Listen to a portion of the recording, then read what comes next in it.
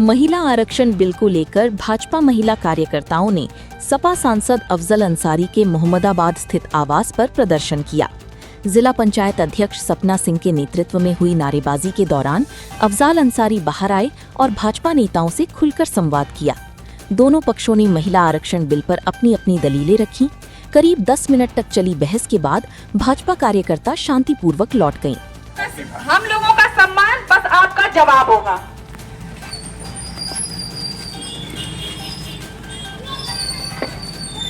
उपस्थित सभी बहनों का,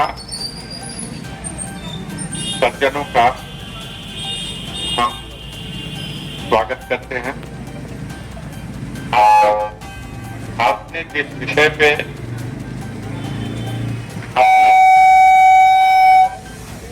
अपना प्रश्न उठाया और जिसके संबंध में आप स्पष्टीकरण चाहते हैं,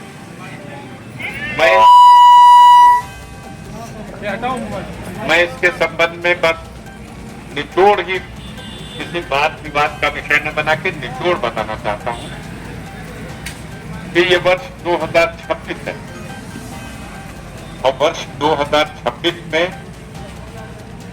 एक बिल संसद में जो 16 तारीख को अप्रैल के महीने में 16, 17, 18 के 3 दिन के विशेष अधिवेशन में प्रस्तुत किया गया, उसके संबंध में ही आप अपने प्रश्न रखें। मैं ये बताना चाहता हूं और आप सब अवगत भी होंगे कि भारत में महिला बिल 35% आरक्षण का पहले ही पास हो चुका है।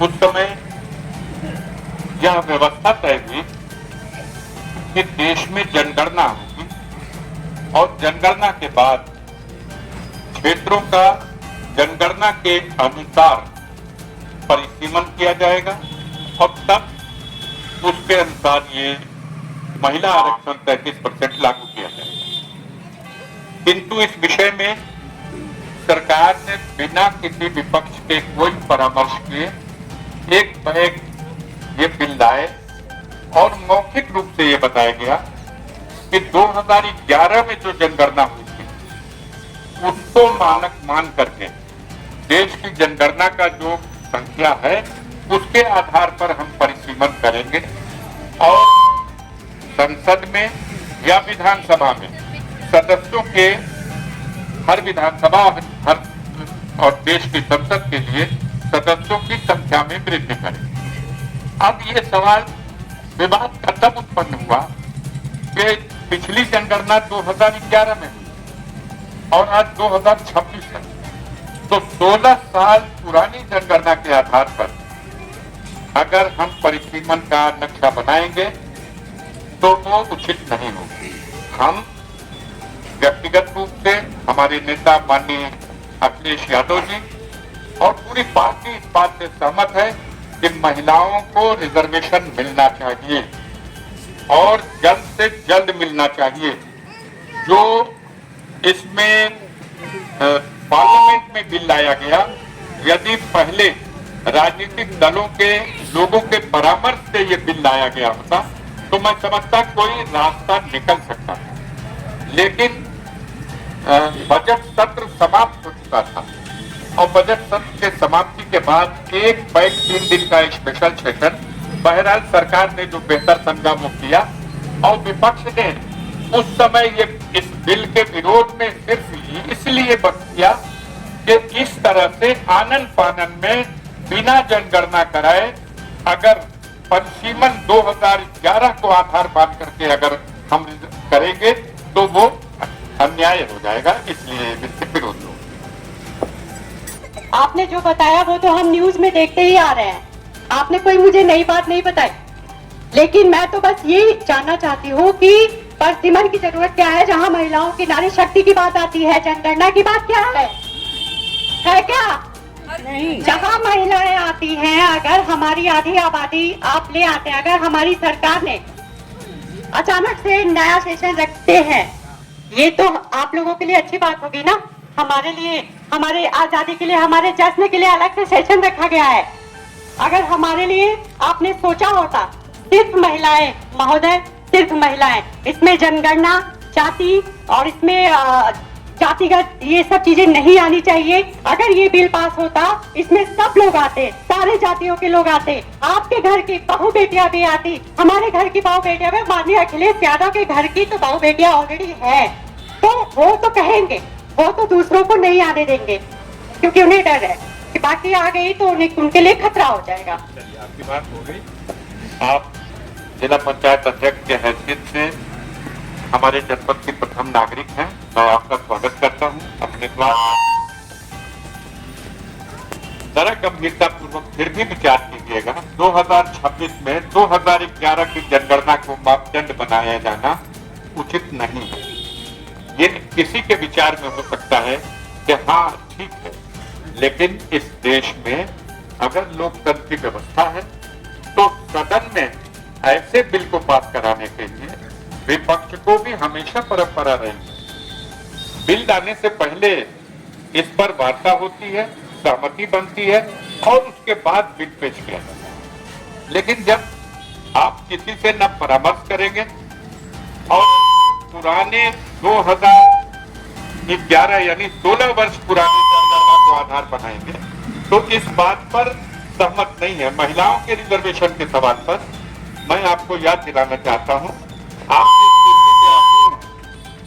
आप जिस कुर्सी पे आसीन है वो कुर्सी जो अब बिल आया इसकी देन नहीं है।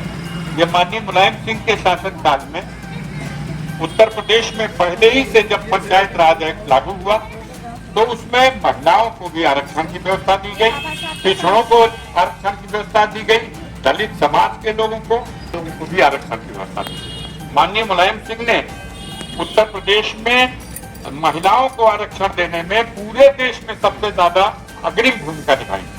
और आज भी समाजवादी पार्टी इस बात की पक्षधर है कि महिलाओं को सुनिए। एक बात और है, हम ये भी अंतिम बात कहना चाहते हैं, बात विवाद यहाँ करने से क्या फायदा।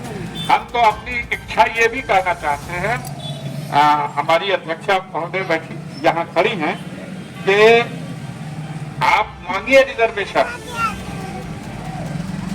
पार्लियामेंट की सीटों में, विधानसभा की सीटों में मांगिए रिजर्वेशन। मेरा समर्थन है, लेकिन ढंग से होना चाहिए, सबके साथ और सबको उस आरक्षण का लाभ मिलना चाहिए। बस इतना करना है। आप गाजीपुर की सीट को मांग लीजिए महिला के लिए, मैं इसका समर्थन कर दूंगा। आप मांग लीजिए गाजीपुर जैसे जिला पंचायत की सीट महिला है, आप पार्लियामेंट की सीट मांगिए, मैं इसका समर्थन करूंगा। मैं इसके लिए पीछे नहीं हटूंगा। मैं अब लास्ट बार आपसे बात करने जा रही हूँ। पहली बात तो ये संविधान अखिलेश यादव जी, मुलायम जी ने नहीं बनाया, ये बाबा साहब ने बनाया है। ये हमारा लोकतांत्रिक अधिकार है और हम इस सीट पे हैं। और रह गई आपके बिल पास करने ना करने की, बिल तो हमारे प्रधानमंत्री जी हमारे लिए ऑलरेडी वो जगह दे रहे हैं और आप देखेंगे कि 27 और 29 में भी हम उतनी ही संख्या में होंगे। बहुत बहुत धन्यवाद। आज मुख्तार अंसारी के जो फाटक पे आई हैं, किस तरह का जो है ये जो धरना था, क्या करेंगे?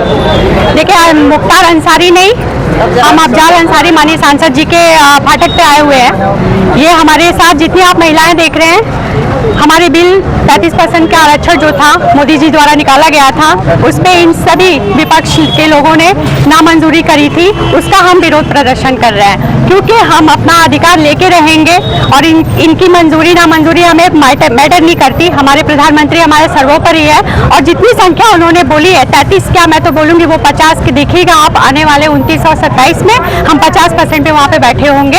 ये तो सिर्फ इनका मानसिक जो है दिखाना चाहते थे, इनकी मानसिकता हम लोग दिखाना चाहते थे कि देखें ये इनकी मानसिकता है। ये बोल रहे हैं कि अखिलेश यादव जी, मुलायम जी द्वारा ये बनवाया गया है कि आज मैं जिला पंचायत अध्यक्ष हूँ, ये गलत है। ये बाबा साहब भीमराव अम्बेडकर का संविधान है कि आज मैं यहाँ हूँ। और कोई भी महिला, कोई भी पदाधिकारी अगर वो उस स्थान पे है, वो बाबा साहब की देन है। ये अपने ऊपर क्रेडिट ले रहे हैं। सबसे बात मैं इसको काटती हूँ, ये अखिलेश यादव जी ने नहीं बनाया ये संविधान। और रह गई बात, हमारे सारी बहनें यहाँ पे हैं, इसमें से कोई कब कहाँ से उठ के कहाँ जा सकता है, इसका निर्णय कोई नहीं कर सकता। तो हम अपनी आवाज़ अपनी लेके आए, क्योंकि आप हमारे गाजीपुर के सांसद हैं, आपसे हमें जवाब चाहिए था, आपसे ये अपेक्षा नहीं थी।